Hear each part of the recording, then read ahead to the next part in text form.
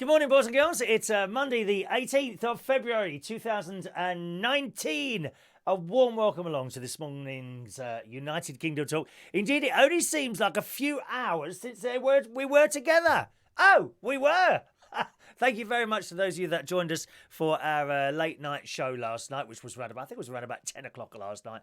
9:30, 10 o'clock. We had a few phone calls coming in last night as well. A couple of people asking for a regular Sunday night show, which is possible. So we'll see if I can fit one of those in on a Sunday or something like that. All right. I've turned the heating off. It's incredibly warm. I'm having terrible trouble sleeping at the moment the last few nights. I don't know why.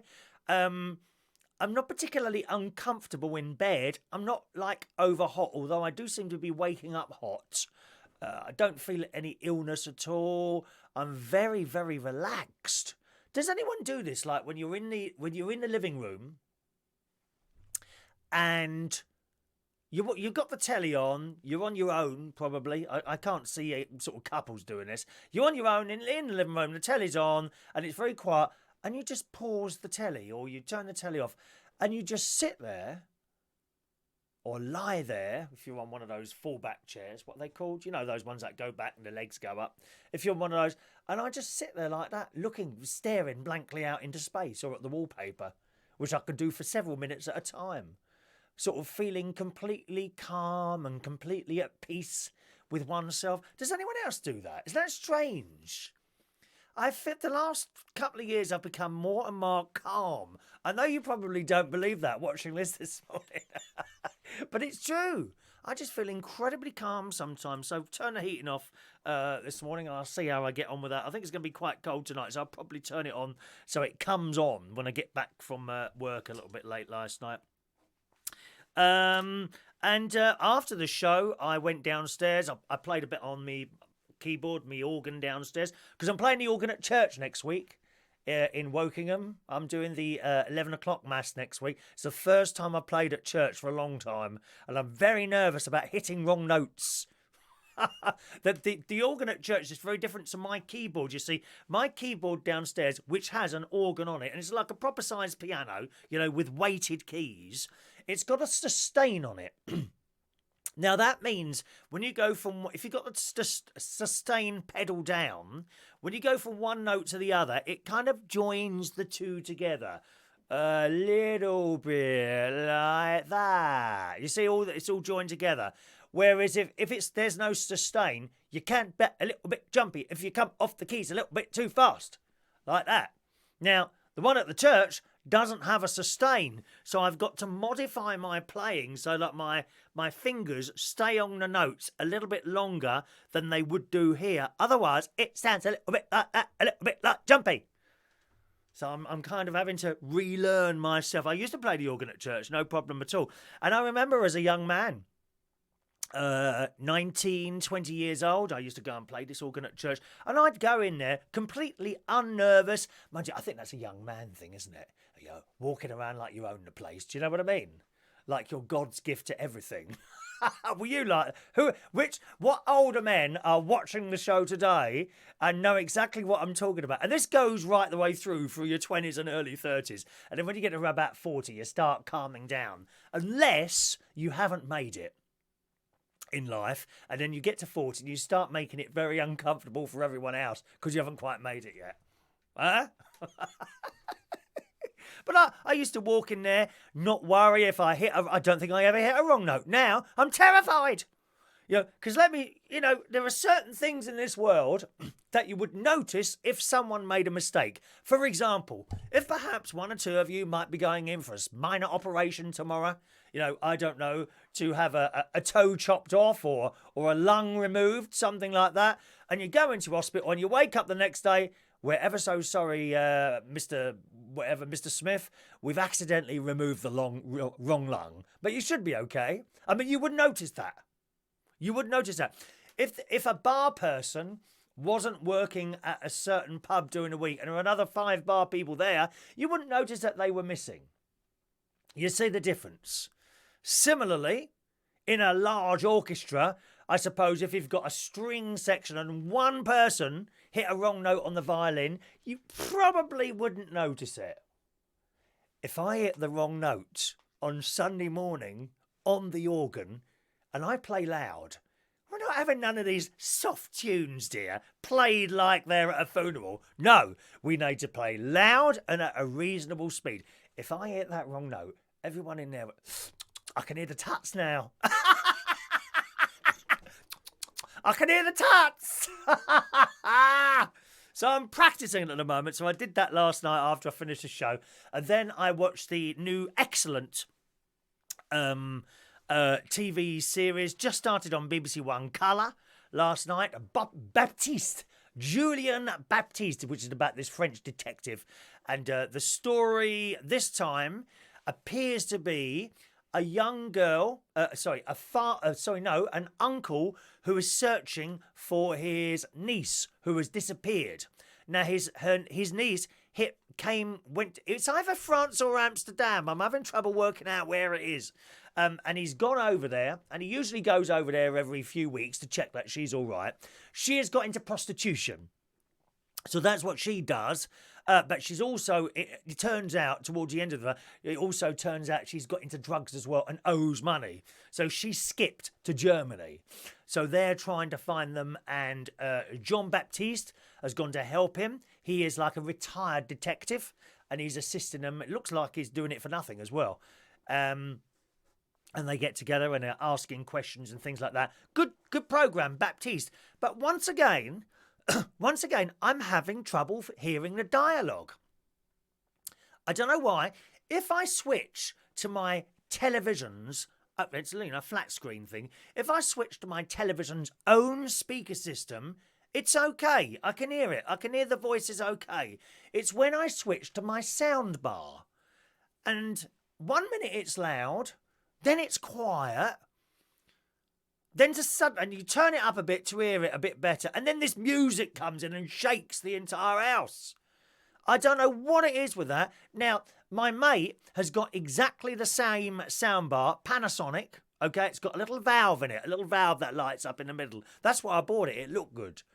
And it's got a little valve in the middle that lights up, and he does exactly the same. We can't hear the bloody dialogue. And to be fair, it's not only that program, it's a lot of programs that I put on, and you can hear the background noises. It's coming out of you really loud, and you can't hear the dialogue in the middle of it all. What are they saying? We have to wind back a little bit. Blooming pain. I think my nephew has also, it's either my nephew or my sister that have got I think it's my nephew's one. He's got a sound bar as well. Can't think of what that one is. It's not the same model as mine. And he has the same problem as well. 1 minute the sound is loud, then it's quiet again. Can't work it out. My sister has a sound bar, and that one is okay.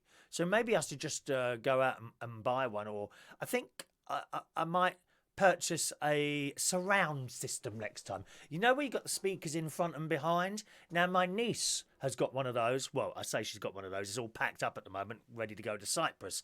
But she's got one of those. It's the second lot they've had. So you've got the speakers at the front there. I think there's a big one on the bass bin on the ground level and a couple behind. I hear everything perfectly in that house. I cannot hear the blooming dialogue. It must be something to do with sound bars. And I've tried all these different settings, cinema, news, drama, music, all the same. Can't hear the dialogue. Most annoying. But there we are. So do give that one a watch. Baptiste on BBC One Colour. Also now on the BBC iPlayer. All right, I'll come to your messages in a second, boys and girls. The children, I think a lot of the children are on half term this week. So if you're someone that likes to go up to a swimming pool or have a nice nice quiet time walking around your local branch of Waitrose, no chance. No, no chance at all. You'll be in that pool, and small people. Do you know they are actually small people, children? I didn't know that. Children are actually small people. I know, it's funny when you see what they get up to and all that. Can't be a real person. Yes, it's an actual person. I thought they were little aliens that came across now and again during the daytimes and generally disappeared at night. But in London, they have nighttime children. Have you seen those? Nighttime children at night. Little people running around on their bikes at 2 o'clock in the morning, around about 10 years old. Believe me, I've seen that. I've seen little children on their bikes in the middle of the night cycling through London. God knows where their parents are. Probably drugged up in a house somewhere like that. I don't know. So be aware, boys and girls. Be on your guard when you go out later. Small people, known as children, are running amok. They'll be up by now. They get up at 6 o'clock in the morning. I know that. My niece has got some. When the first time I met my great nieces and great nephews, I thought, well, wonder where they got these from. I didn't know. They are actual small people. Did you know that? And they get up at 6 o'clock in the morning at my niece's house. And I said, well, what do they do at that time? They find things to do. Like wake up mummy and nanny. My sister Nanny. Children are on half term, okay? Right, shall we do some messages? Here we go, gang. Let's start on YouTube for a change this morning. Don't forget, you can text in a message. If you're watching on Periscope, I'm afraid your messages don't get as far as me. They just don't get to me, so you'll have to text in. The text in number is 07551 259 675. 07551 259 675. I don't always read all the messages. Sometimes there's just too many to get through. Sometimes some of them get missed, so bear with us there, okay? But over on YouTube this morning, first message of the day from Paul and Lou in Birmingham. Good morning to you two. The lovely Claire is there. Good morning, Claire. Have you fully recovered now, Claire? She has had a bit of a coldy, flu-y thing been hanging around for a while, hasn't it? I hope you're feeling better, Claire. We're missing you on Fridays at the moment, dear. All right. JP is in the house in Singapore. Good morning, JP. Have you missed anything? No, you've never missed anything, John. Nothing happens here. Nothing happens here at all, I'm afraid. All right. Reloading our video. Is this a video that you've done, Paul and Lou? Have you done a video yourself? Reloading our video as YouTube advised the file is too big. Oh. Oh, really? Oh, sorry, that's John. JP. Well, how big is the YouTube video that you're trying to load in there, John? You might have to... I'm surprised at that. Did you perhaps put it through some sort of editor or something like that? I've never ever had a video file refused by YouTube. Strange, isn't it?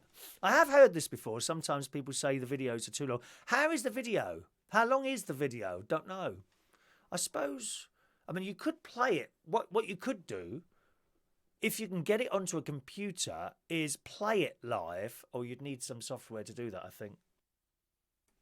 Play it as a live video, and then YouTube records it at their end, you see, in the correct format, and then it goes up there as a recording afterwards. I don't know why you're having trouble with that. Oh, that's a shame, isn't it? Over on Facebook Live, a very good morning to the delightful Shania. Good morning, Shania. All right, Shania. Katie Ann Patterson is there. Good morning, Katie. Shania says, enjoying a nice lie-in this morning as I have a week off work. Well, I hope I'm not in bed with you, Shania. That's wrong. Don't tell your dad, for God's sake. He'd go mad. Or the priest come to that. I hope I'm not in bed. There's something very wrong about men sleeping with women in bed, Shania. I'm sorry. I think that's a very sick thing. I really do. It's not natural, dear. Keep me above those covers. And don't fart while I'm in that bed. Oh, we got the monkey here. We need to name the monkey today. I'm going to give you a choice of 3 names. We were doing that last night and I forgot to do it at the end. I'm going to give you a choice of 3 names for the monkey and I'd like you to vote on your favourite one, okay? Morning to Ray Reynolds. Morning, Ray, who'll be down the karaoke tonight. Hello to Michael Pullman. You were there last night as well. You're always there, Michael. Always there in sunny Australia, where it's night time now, of course. Good morning to Craig McKenzie. Good morning. God morning. God moaning, he says. God moaning. Morning, Craig. Carolis. Very good morning. Aye-man. Hello. I like that. Aye. Aye. Good morning, Cariolos. I think your first time here today, so welcome to our show. Craig says, Chris, it's not strange. It's a great thing to do. We need calm time. It's good for the soul. And Katie says it's moderation. And it is calm time. I'm very, very, very calm these days when I'm not on here. You know, I don't think I put anything on to sit here. This is just me. But there's like a mad me, which I'm in at the moment. and there's a very calm beat, and there's not much in between. I can go from there to there. I'm sure that's something to do with depression. I don't know, is it really? I'm either up there or there. I don't go down. I don't get depressed, not anymore anyway. But I'm either up there or down there. Shania has perfect pitch, so I would notice if someone hit the wrong notes. I reckon you would, Shania. I reckon you would. And you'd probably be you'd be up those stairs, wouldn't you, where the organ is? I'd hear little footsteps. Chris, you've hit the wrong note again.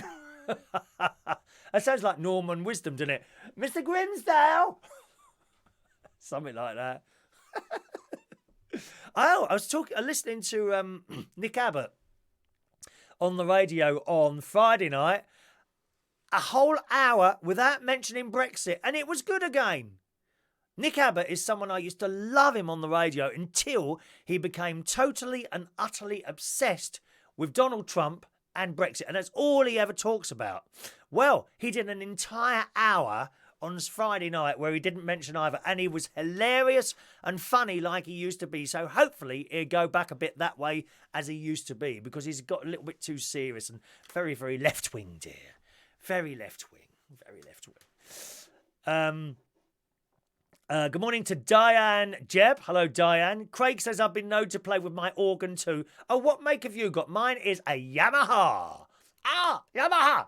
I have a Yamaha. That's really racist. No, it's not. No, it's not. Did I say I hate people from another country? No, I didn't. It's a Yamaha. A Yamaha organ. Good morning to Keith George, who's in Beverly Hills. We have a large contingent of people, stars actually, that watch this programme, hoping to pick up the odd tip from me. Good morning, Keith. What are you doing there? Are you working in Beverly Hills? Actually, someone else I know is in Jason Prince and someone called DJ Ollie or something like that. I think they're over in Hollywood or something like that at the moment doing some video stuff. I'm not quite sure what it is. I don't suppose I'll ever be invited. Perhaps I could do a chat show. Chris Ridden, friend to the stars. You may know my personal friends already. Linda Gray from Dallas. Well, one of my personal friends, dear. I met her for about 23 seconds about 5 years ago, and we are now personal friends. I think she's a little bit too busy to keep ringing me up, and she's never actually rung me, but I'm sure she's got my number, and she likes to know. I'm sure it's in the back of her mind that if she ever needs anyone to talk to, I am there waiting. Linda Gray, Sue Ellen. What do you mean who? Sue Ellen, dear, from Dallas. Dallas. What do you mean who? Young people are saying who? Oh, never mind. It doesn't matter. You haven't lived until you've seen an episode of Dallas. I'll tell you that now. Hello to the delightful Kathy Conquest Forsyth Smith. I love your name. Morning to you. What hymns will you do on Sunday? Don't know yet, Shania. They get chosen and selected from me. For me. They get chosen and selected by one of the important people. One of the important people who do the 9 o'clock mass. You see, and that is selected sort of Wednesday or Thursday, and I'll get an email telling me what they are. And but Father has already told me if there's any that I don't think I can do, to simply change them. That is what Father David told me to do, which is interesting because the email that came from the important person at the 9 o'clock mass said to me, Father likes to keep the same hymns, so here they are. Oh, really? He's already told me that if there's anything that might be a bit too difficult, then to simply change them and change the numbers on the board. So I don't know. I will let you know, Shania. Should know by Thursday, I hope, which gives me a little bit of a time to practice. I'm hoping to go down to the church as well one afternoon and practice them on their organ, because it's very different to mine, you see. And the keys aren't... Do you know what I mean by weighted keys? You know an old piano where you have to really kind of push down the... I mean, you don't have to push them down hard, but they're weighted. So when you've got to give them a little bit of pressure. On an organ, there's no weight, unless it's a really old-fashioned one. The really old-fashioned ones... church organs, pipe organs, were the keys were not electric. So when you push down one of the notes, okay, a series of levers and metal rods would take that push down, move it up there, and there'd be a little flap on one of the pipes. And as you push that down, you would open the flap to the pipe and it would play the note. That's how it used to be. Nowadays, of course, all electric. There was like a halfway where they became wired. So you'd push down the key and an electrical signal through a pair of wires would go to that same flap and open and close it. Nowadays, they're all electric. There are no pipes, there's no wind or anything like that. My old church, St. Joseph's in Roehampton, that had the sort of midway version. So you push the keys fairly softly, no pressure to push down. You just touched them and they went down. And that was wired into pipes. And also these old wind organs had a compressor, pushing out air all the time. And this particular one in Roehampton, it was ever so noisy, but it was in another room, so you couldn't hear it. And I think it had something wrong with it, because if you hit a large chord, with say 1, 2, 3, 4, with 6 notes and a pedal, so that's 7, eventually it would run out of air. And you go, it would run out of, possibly needed a new compressor on it, I don't know. So that's how that works. So I'll let you know what the hymns they are. Good morning to Dr. SOS Gregorian this morning. Loud and proud, that's how we are, loud and proud. Have you got it in the right hole? I don't know. Keith, are you taking calls today? I'd love to talk to you. Well, we weren't going to, Keith, but as you are a huge celebrity type person, I will take a call. So hang on a minute. Let me fire up my call systems, and I'll be with you in a second, Keith. Stay right there, okay? Shania, are you Shania? Shania, are you one of those important people at church, Shania? Oh yeah. Are you one of those people that tell the priest what to do? Oh, Kathy's gone to make her coffee. That's it. The good dog hasn't learned to make the coffee yet. I'm sure you could teach a cat to make some coffee. All right. Shania, don't worry. The phone is on my ottoman. What's an ottoman? I don't know what that is. What is an ottoman? Don't know what that is. Good morning to David Wilson Boyer. Morning, David. Christopher Ireland in the house. Try the auto volume that adjusts the level. I've tried that. I've tried the auto volume. There's a smart volume, it's called. Smart volume. No, it just doesn't work. Just doesn't work. Useless, this blooming sound bar. I've had it for a few years now. Morning, Jason Carter. Wayne Martin is out there. Good morning, Wayne. Here, Vectis is telling his daughter to get out of bed. Come on, chop, chop. Otherwise, she's sending the boys round. Well, if you said that to me, I wouldn't get out of bed, Vectis, to be honest. Naughty me. Morning to John Lauder. Hello, John. Nice to see you, sir. Brian James is in the house. Is it bad that my sister and I had a race to see who could drink the most straight vodka without being sick? Yes, it is, Brian. Not good. Not good, vodka. Some of that sends some people violent, doesn't it? Okay. All right, phone line open now. There you go, Keith. If you want to call in, I'll stick the phone number up there. Phone line open. Keith, we might get Keith George. He's an entertainer over in the States at the moment. There you go, Keith. 0208 144 3477 if you're outside of the UK. Dial 0044 8144 3477. I'm sure that's right. 0044 8144 3477. I think that's right. 0044. No, 0044 20 8144 3477. I think that's right. 0044 02 8144 3477. That should get through to me, Keith. Or Skype in. Skype in is United Kingdom Talk. So yeah, you get on one of those if it works. All right. Kathy seems to know Keith George. That's nice, isn't it? Brian says he won at the vodka. Oh no. And he says he's never going to drink again. I'm sure that's a lie.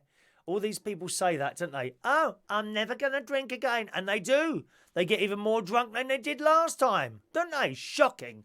Absolutely shocking. JP says, I did tell Nick you weren't happy with him. What, do you think he changed his show specially for me? I like the sound of that. It was much more humorous, so much more funny. He has some damn good calls on there.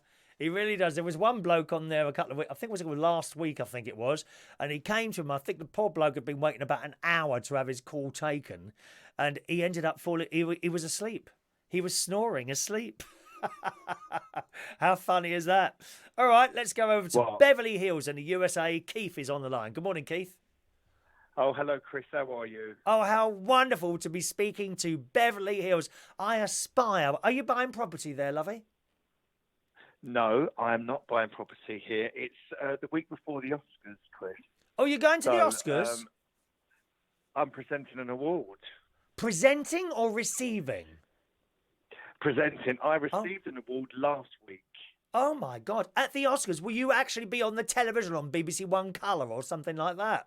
Yes, I will. I mean, they did ask me to present an award at the Boys Award next week, but I said, I'm sorry, Oh I won't be dear. in the country for that. Dear. I wonder who's going to win all those certificates this year, isn't Well, it? I wonder who's advertised the most, I suppose. I think, do you know Jason Prince? I think he's over there at the moment with some bloke called Ollie. He's signed the deal, hasn't he? Which is great, a record deal. So that's great. I think he's in New York. Oh, right. Oh, is he? Okay. You might be right. I thought he was in Hollywood. I think he might be in New York. Yeah. Okay. And he's with, is it Ollie or someone? I don't know. I saw that he'd got a contract, but then also I saw the other day that he was with his mum and dad because his mum hadn't been too well. So unless he's arrived the last couple of days, I'm not too sure. But you know what, Chris? I clicked on your thing and I thought, I've got to speak to you. And it's lovely to see you because obviously there's a big time difference here. We're 8 hours behind. So I'm just getting ready for bed. So what time? I'm in my pyjamas. I've got to that age now, Chris, I started wearing pyjamas. Oh no, I can't be. I can't be having wearing anything in bed. I am completely naked in bed. Keith, I just want you to close your eyes and imagine that. Yeah. How are you feeling about you that? naked in bed? Me naked in bed, yeah. Is that... Well, I've experienced it, haven't I? I've experienced it. So have you? I don't have to When was that? And what? When was that? When have you experienced me naked in bed? Answer, never. I'll send you the photos. Oh, blimey. Well, so no, it's the reason I wear pyjamas now, I tell you why. As you know, I fly here, there and everywhere. And I'm always in... I don't mean this in a sexual manner, but I'm always in a different bed. Yeah. So one night I might be in Newcastle, the next night I might be in Scotland. And I noticed that some of the beds that I slept in, I had to go to reception and say, can you remake this bed because it's not clean? Oh, so no. I'm going to buy pyjamas, you see.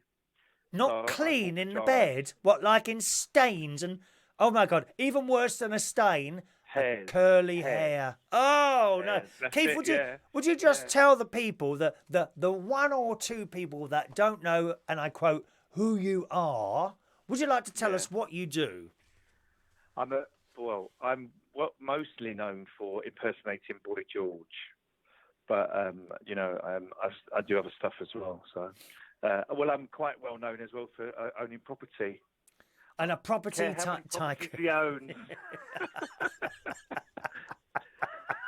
Are you actually doing a show out there as well? You must be. No. Oh, no, okay. I'm not. I'm here for a. I've just been in Mexico as well. I don't know if you've been watching. Mexico. Hungry. Eager. I was at an award ceremony last week, and I got a lifetime achievement award for my show, The Boy George Experience. Right. Yes. Which was very, very nice. Excellent. And, I thought to myself, a lifetime achievement, and I did that all the years, Chris. I'm into my 29th year of doing it. Yeah, and you look so much older, isn't it funny? Yeah, that's a lie, actually. I wanted to ask you, is there some sort of camera filter you use or something? Because every time I look at a new photo of you, you appear to have looked a little bit younger. How are you managing to do that, lovey? Well, I'm sober. I've not drank any alcohol for over a year. I've followed in your footsteps with regards to cutting out meats. Are you vegetarian now? I'm not vegetarian, but I don't eat red meat, and I'm sort of getting off of the chicken and the turkey. I do like fish, but while I was away in Mexico, I was looking for fish tacos, and I couldn't find them anywhere. So I haven't had any fish, but I went to a restaurant today, and I often love going to Beverly Hills into the Ivy, but every time I go there, I need to get to the toilet quickly afterwards, so I'm not going back there, Chris. I hope you carry around some portable wet wipes, dear. Chris, what? It is I tell you what, it is. I've noticed it, and I don't. Sometimes maybe you think, oh, it's psychological. You're just waiting for it to happen, but no, it's. And I thought, no, and just there's something in one of the ingredients that does not agree with me because I've been there quite a few times, and every time the same thing happens, so I can't go back there. And it's $300, Chris. $300 for a blooming dinner? All right, it is tax deductible. Because I use my business account because we had a business lunch. But, I want to enjoy it. I think, no, I've got a dash, I say. Got a dash. See, I need to get to the nearest toilet. I couldn't go. I would not feel happy. I would not enjoy a meal if I knew I was going to get a bill for $300 blooming afterward, 280 quid for one dinner. Well, no, it was for three of us. I paid for three of us. Oh, £100 each for dinner? No, I'm sorry. Maximum amount to spend on a going out dinner? £10. Thank you very much. Even well, you'd love Mexico. Mexico, is it like that there? Yeah, you'd love it. I do like an all-you-can-eat buffet. I like those. Oh no, they don't exist. You can go to a really good restaurant and eat a lovely 3-course meal, right, for about 15 quid. Is that all? Oh, well, that sounds lovely. All right. Yeah, that sounds a little bit more like me. You know me, cheap. Yeah.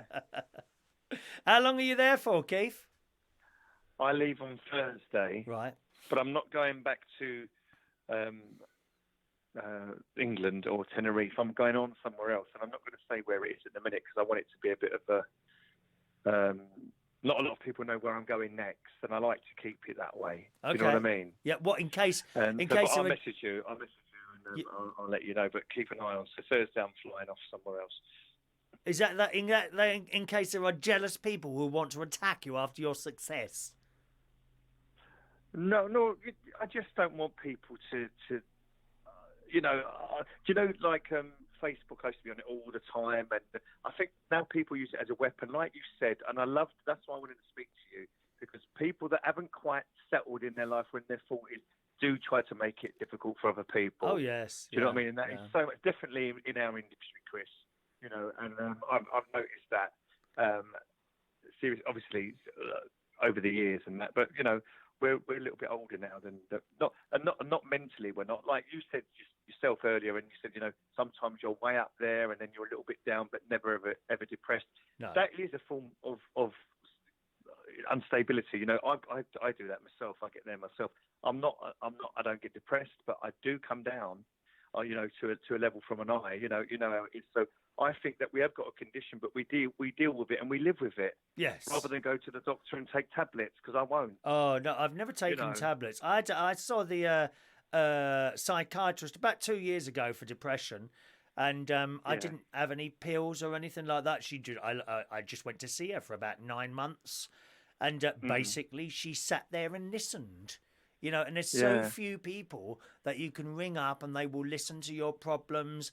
I often found there were several people, you'd try and tell them whatever you were trying to tell them, but they would keep coming in all the time. And you with something completely different. And you think, are you actually listening to me? Yeah. At the times I've spoken to people like that on the phone, and you're trying to have this conversation, and then you hear them try and come in, like, and then think, no, I'll finish what I'm saying. And then you get to the end of what you were saying, and then they come back with their own agenda. And think, well, why did I even bother to ring you up? People don't listen. Exactly. People don't listen. I went to see a psychiatrist. I'm not ashamed to say, but I had to walk out because I don't know what she thought was the matter with me, because she put a tennis ball in front of me and she said, would you like to peel that? So I said, well, you peel it and we'll have our feet. I said, what do you think I am? I said, it's a tennis ball, dear. I got up and walked out. I said, I've never been so insulted. You are mad, aren't you? You worked in Vegas, haven't you? You've worked in Vegas. Oh yeah, I was in. I've been in Vegas. In fact, I was offered something to start in Vegas this year, but I've had to turn it down. And what a thing to say! I mean, I've had to turn it down because I've got other commitments. Yeah, but I get that. And in this thing, you've got to look at both sides of it. And yes, it is a dream of mine to perform in Vegas, but also you've got to look at the long term rather than the short term. Do you know what I mean? Yeah, it'd be great. But what about this though? What about you've always got to look at the long rather than the short term. So I said no. I said it's very, very kind. I said, but I do have commitments, but I will be available this time next year if you're interested. I said, but I need to know soon because obviously I get quite booked up in advance. Do you think you get a little bit too comfortable, Keith? Because I was in that sort of stream, sort of in that sort of scenario a few times when I was DJing at the Black Cap. I suppose I was about 3 years into my long time there, and this woman come up to me. I didn't know who she was. She said, have you ever done radio? And I'm like, no. She said, have you ever been interested in doing it? I said, well, I had a little pirate station. This is before internet, and anyone can go on the internet now and do their own radio show. It's relatively easy to do that. And I'm like, no, I haven't. I had a pirate. Oh, she said, did you? She said, oh, would you like to come up to, now, where was it? Luton, what's that area? Luton, Milton Keynes, Luton, Buckinghamshire, Bedfordshire, Bedfordshire. BBC Radio. Would you like to come up to Bedfordshire? She said, I work at BBC Radio Bedfordshire, and I'd love you to come up and we can make a demo tape because I want to hear what you've got to say. She says, because of course I was a talking DJ at the time. And I said, oh, right, okay. I said, and she gave me her number and I never rang it. It. And then years later, I thought, oh, I wonder. And I went on the BBC Bedfordshire site, had a little look on there, and she was like the mid-morning presenter. And I thought, oh my God, that's her. Did you message her? And you're like, why didn't I ring that? Of yeah, course. I know. Of course, I could have gone up there, done something, and it might not have worked. By then, you've taken yourself out of your comfort zone, and you can't go back there now because someone else has got it. So there's that side of it as well, and that's I think that's what may have stopped me going for anything else. That very comfortable job that I had, not only in the Black Cap, but in the Belushi's brand as well. I was very, very happy in the Black Cap. I'm very, very happy in Belushi's. Two big jobs that, if you're looking at money, both paid very good money, although I was never really led by money. But I was worried about losing those if I'd have gone for something else. Is that the same for you? Well, no. What happened was they offered me, and it would be a minimum of 6 months, which could extend. But I said to them, I thought about it. I did think about it. All my friends, I was saying to me, this is your dream, this is what you want to do. I said, yeah, but I've also got Butlins, Pontins, Haven, and all these other companies that employ me year in, year out.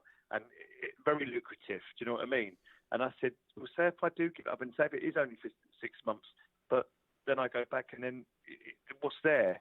I said, so, and also it's too short a notice. And actually, Chris, it wasn't offered to me. I wasn't first choice.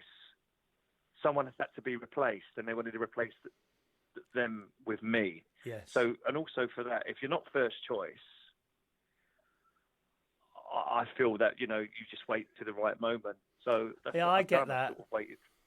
I get that. So I don't want to, I don't need to. I'm flattered to have that put on the table and to be offered to me. But it was really short notice. It means, I got the offer on the 3rd of February of this month to start on the 23rd. And I just thought too many people being let down by me, and me, Chris. Yeah, I'd be the same. I'd be exactly the same. I'm terrible one for worrying about being late.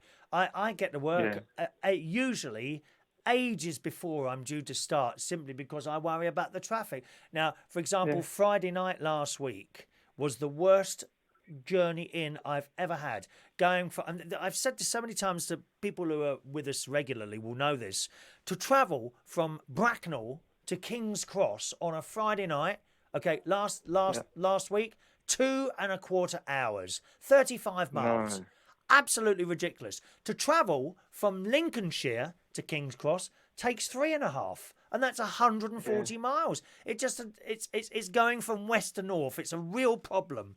And I worry, so I leave far too early. Now, last Monday, I leave for starting at 7:30. I want to be there at 6:30. Yeah, an hour before, set up. Something might go wrong. I've got time to sort it out, right? So I leave my house last week, 4:30, will blow me down. I'm there at 5 to 6.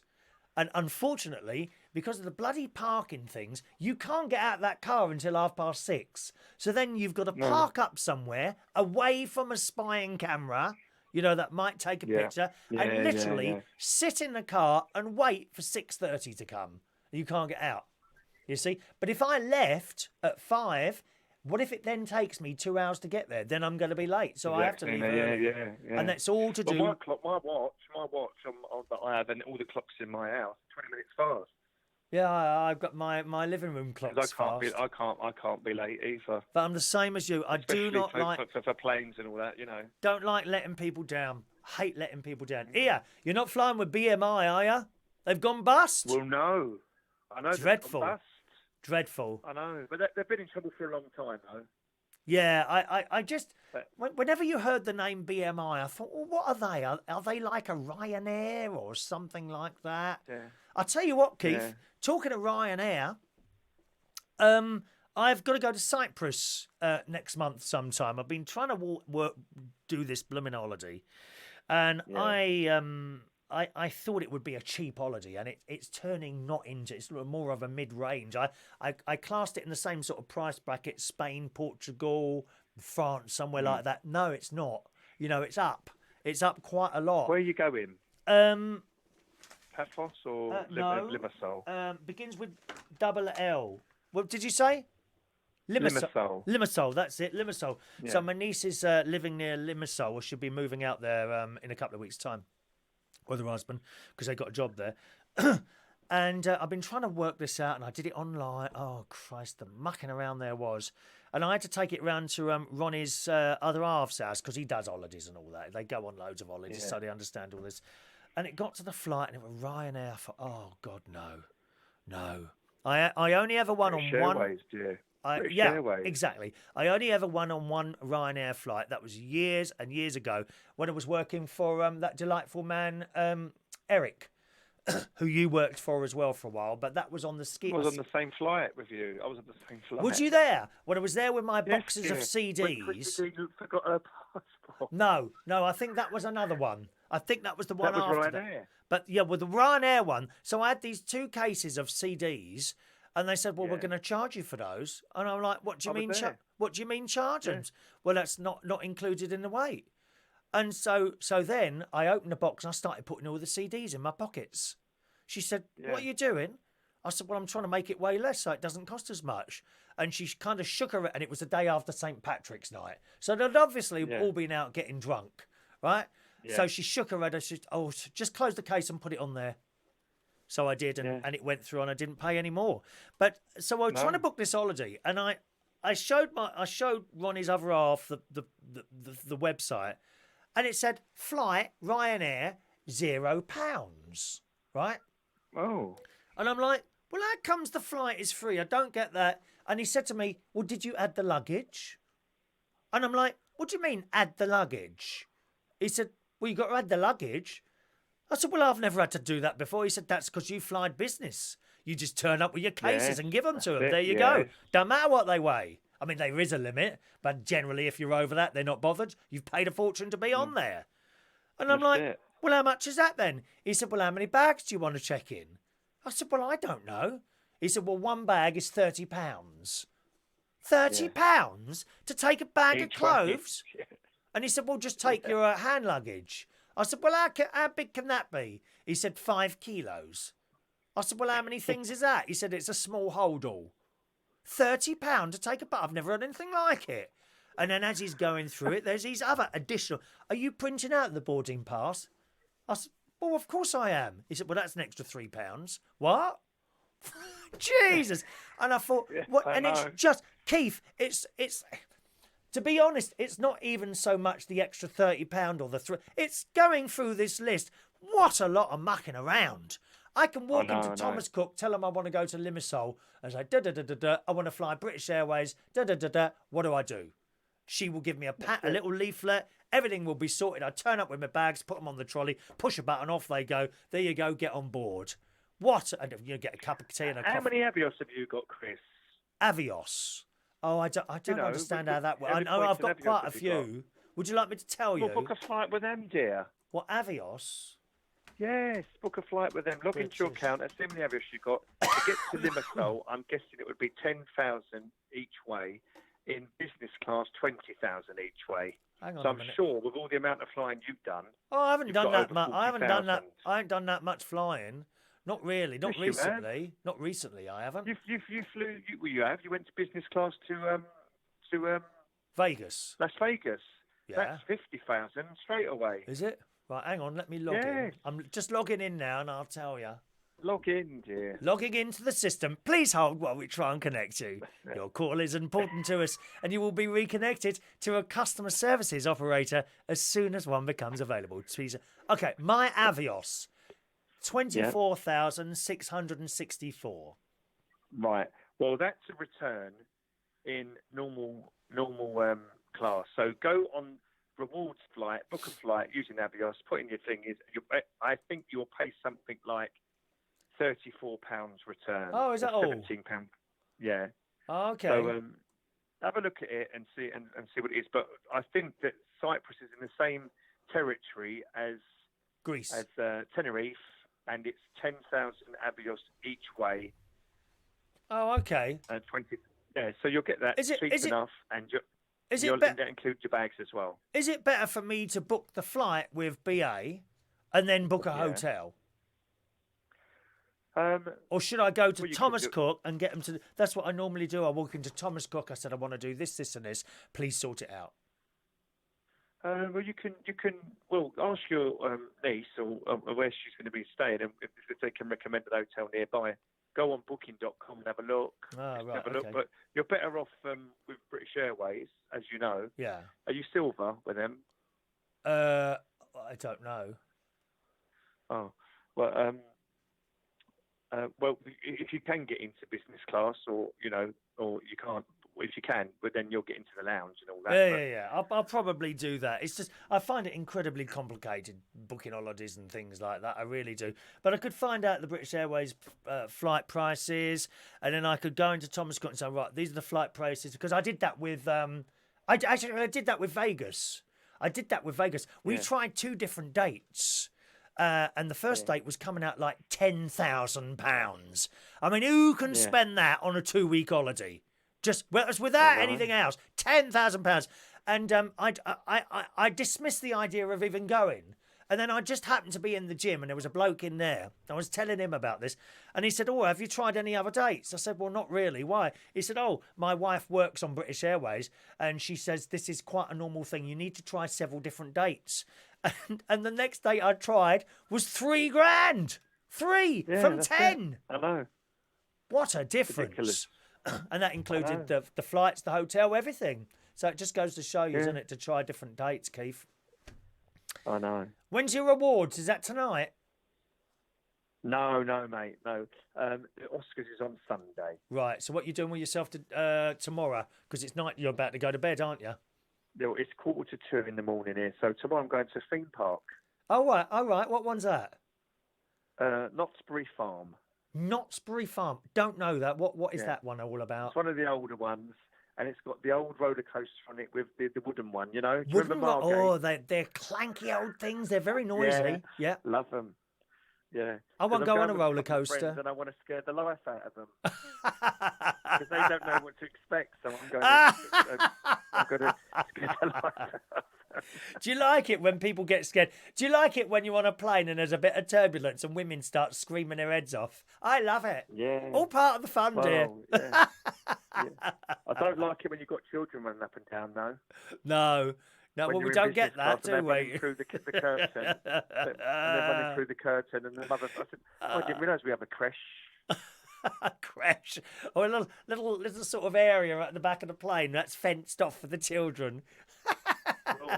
Aren't you awful? I said to the lady, the stewardess, I was sitting in row 1, and she just didn't take any notice of it, so I pressed my bell. Yeah. And she's sitting right opposite me. She said, "Oh, did you want something?" I said, "Yeah, the child's running up and down." I said, "It's disturbing me." She said, "What do you want me to do?" Yes. I said, well, are you Lock 'em allowed? up. I said, are you allowed to pick it up and put it in the overhead locker? She went, no. I said, well, I don't know then. I don't know what you're supposed to do.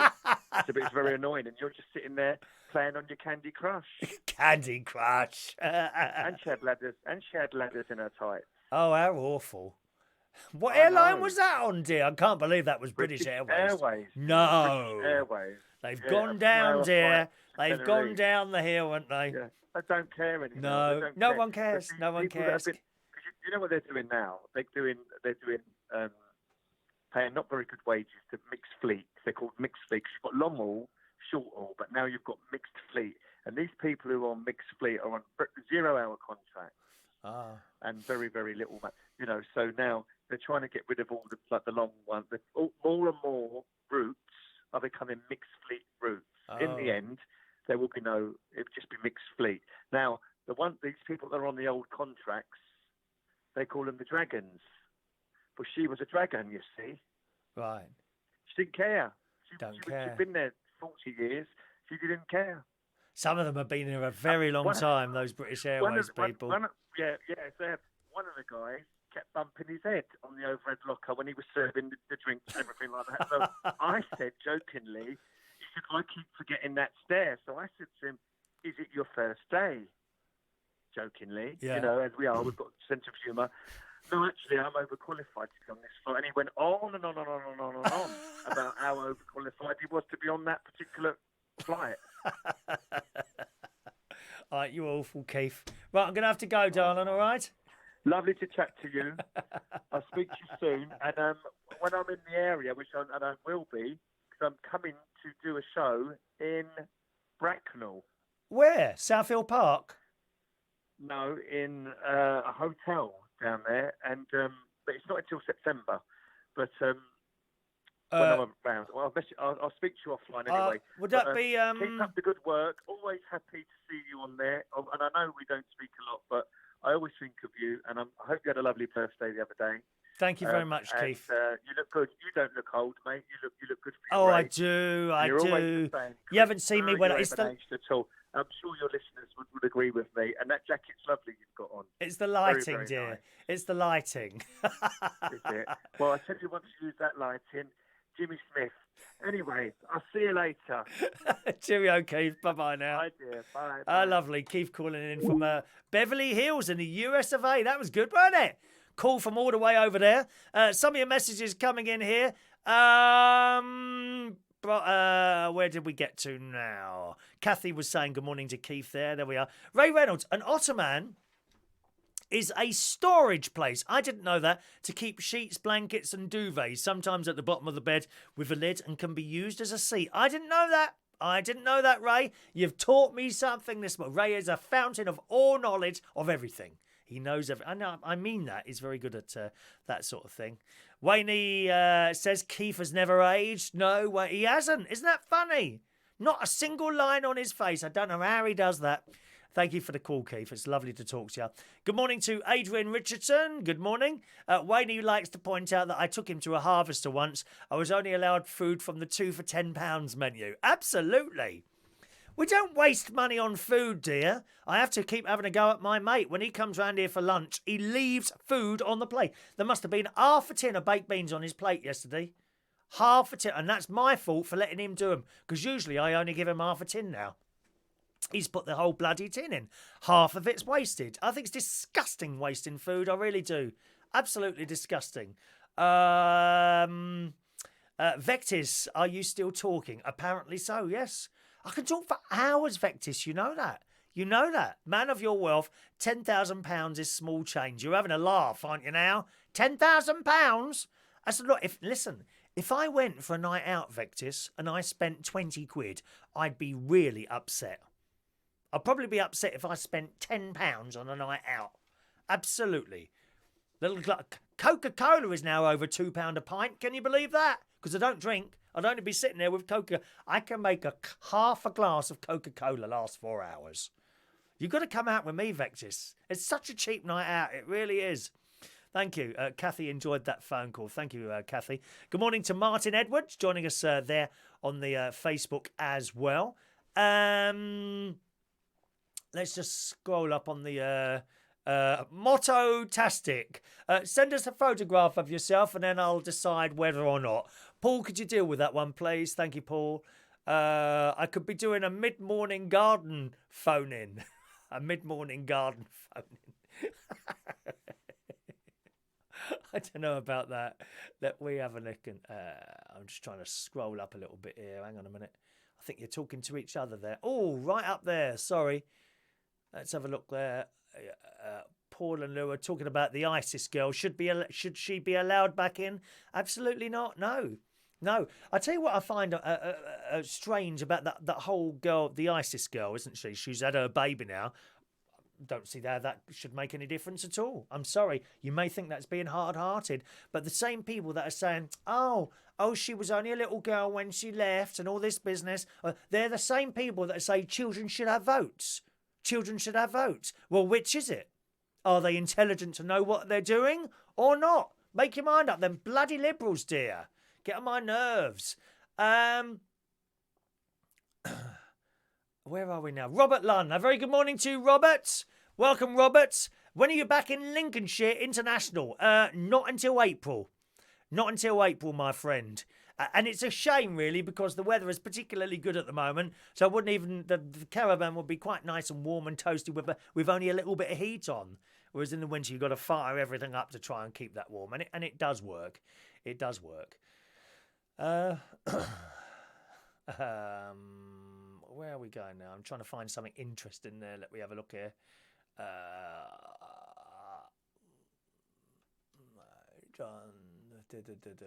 Listen, that's it. There we are. I think we're down the end there. That's it. Vector says, I will pay for the drink. You can pay for the food. No, because I don't drink. That's why. Blimey. Now, we need to give this little monkey a name. I want to give this little monkey a name, and I've got something to talk about Victoria Beckham before we go today. Monkey name. We were talking about this on the show last night. We did a late night show yesterday. Oh, any texts coming in this morning? No texts. I haven't heard from Maureen this morning. I hope she's all right.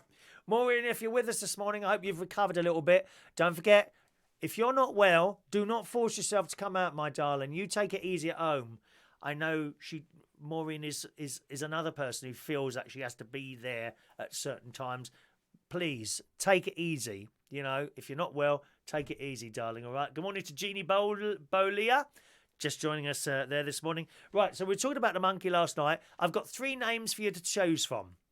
Tom, Jack, or George. Name the monkey. Tom, Jack, or George. I have all 3 names written down there.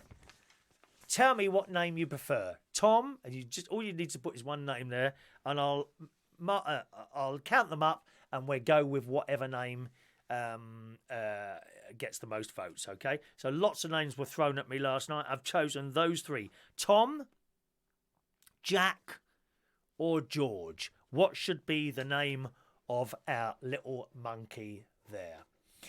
Righty-ho. Victoria Beckham. Victoria Beckham. Not one of the happiest people in the world, is she, Victoria Beckham? But she does this fashion thing. Now, I remember seeing in the one of the news sites a couple of weeks ago that her fashion industry isn't doing too well. Her fashion stuff, I think David Beckham's had to bail her out a few times, which is probably easy for him with his millions. But in the Daily Mail I spotted last night, it says, she made her London Fashion Week debut with her namesake label last year after 10 years in the fashion industry.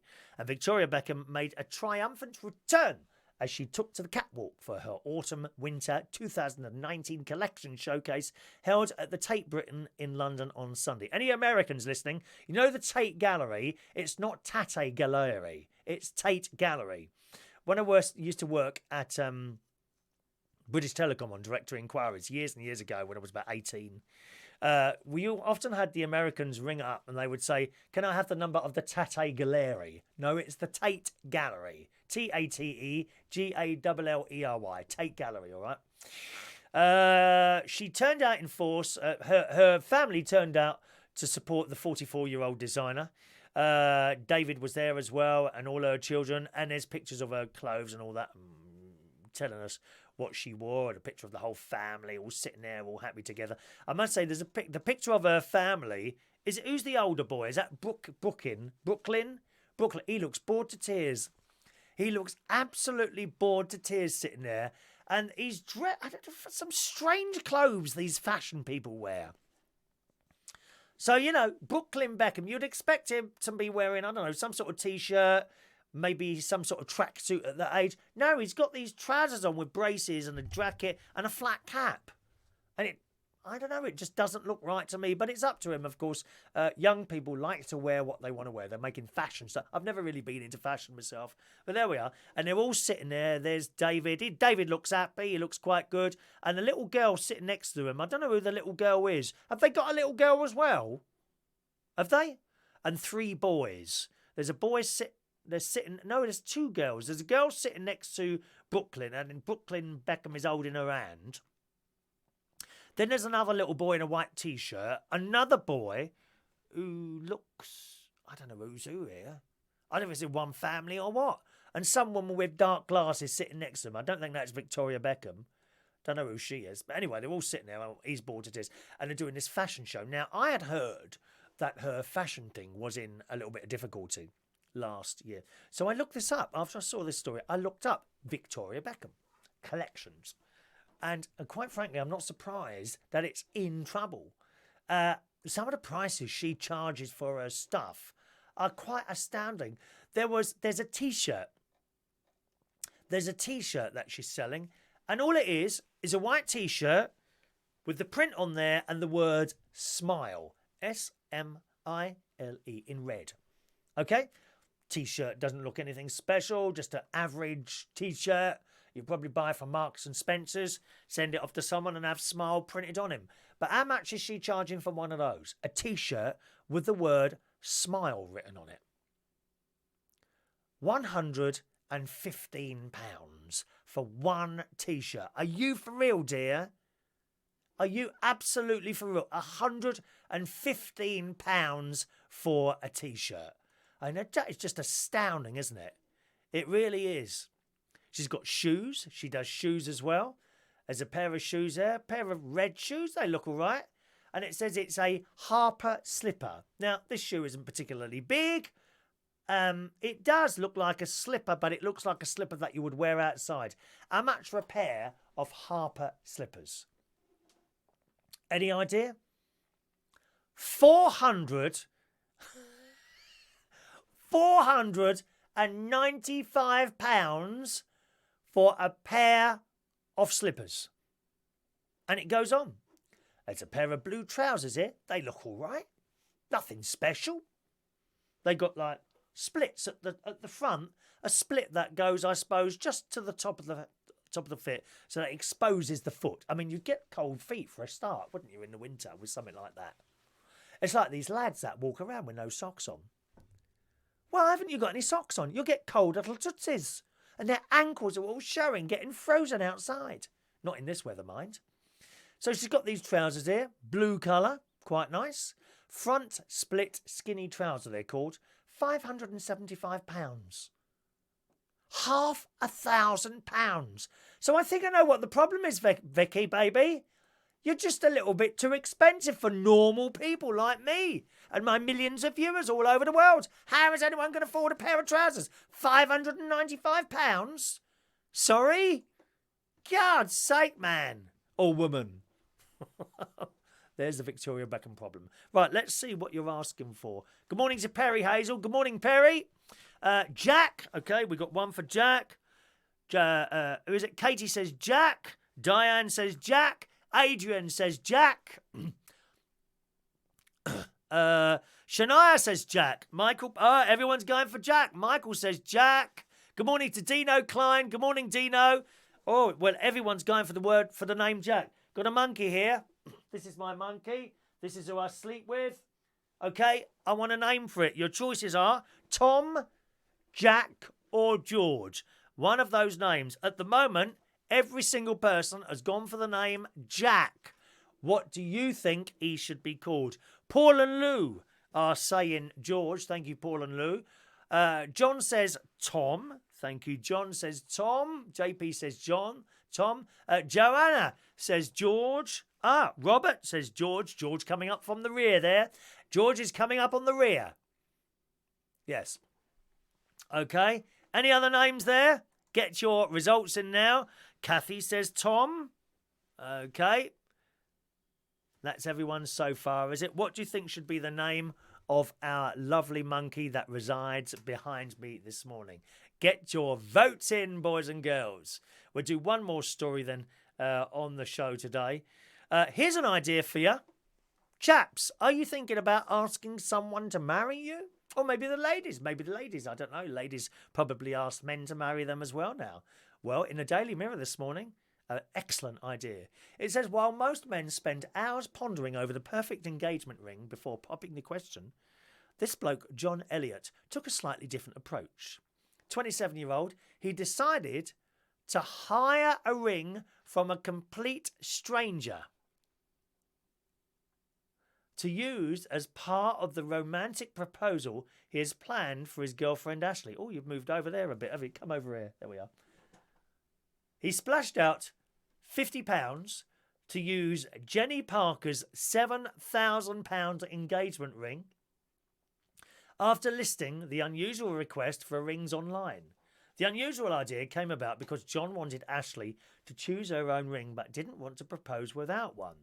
The recruiter, who lives in Balham, Gateway to the South. Have you seen that? Balham, Gateway to the South. Oh, that's an excellent film. Black and white film it is. It's about these American tourists who come to London and they book into this old bed and breakfast. Oh, great film that. I'm sure some of you have seen that. The recruiter, who lives in Balham, said, I wanted Ashley to pick the exact ring she wanted. And this was the only way to propose without her knowing it was happening. Well, I hope she didn't choose the £7,000 ring.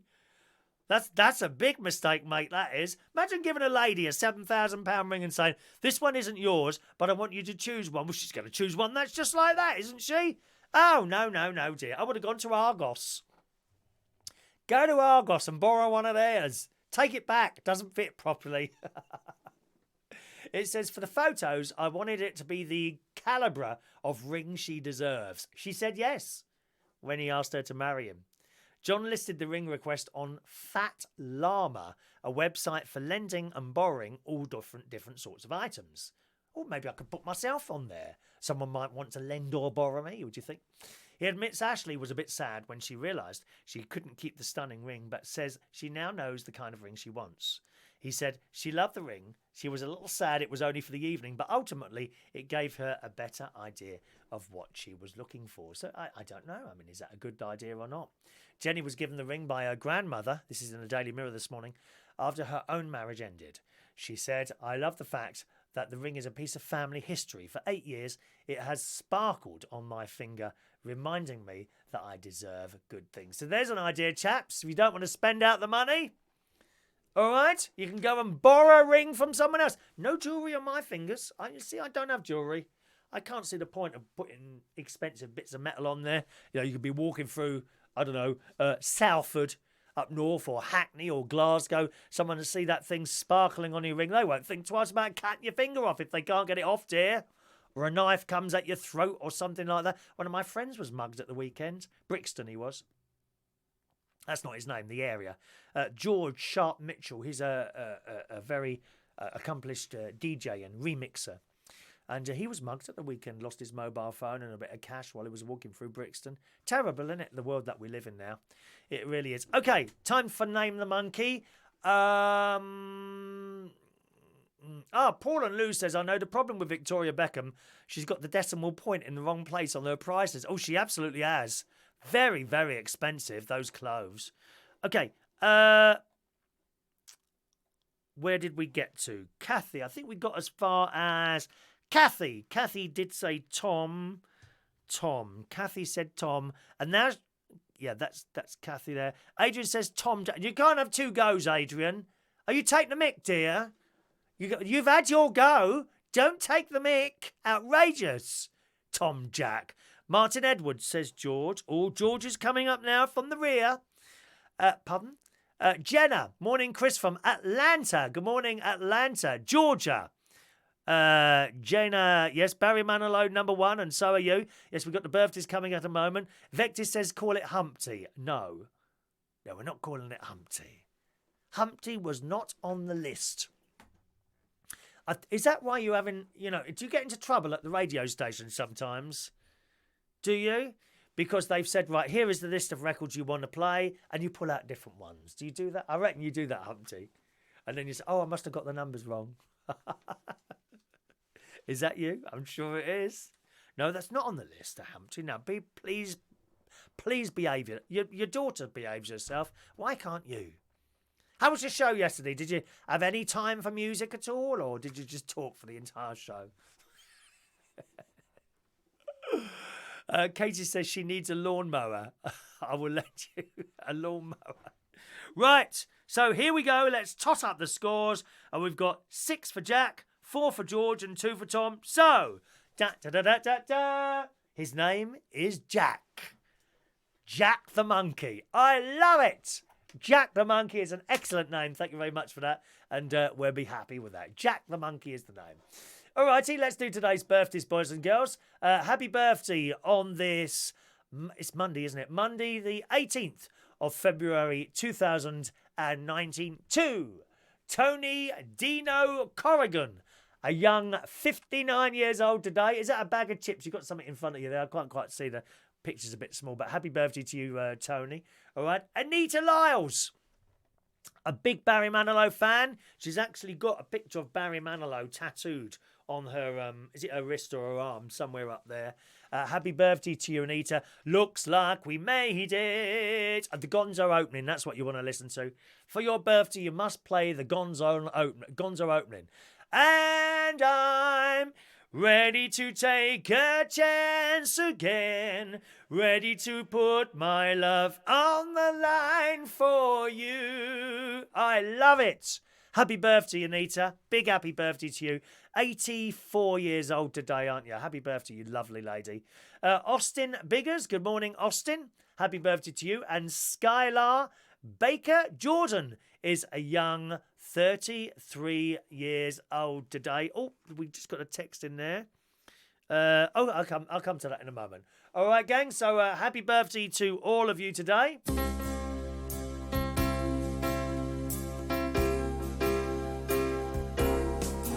Happy birthday to you.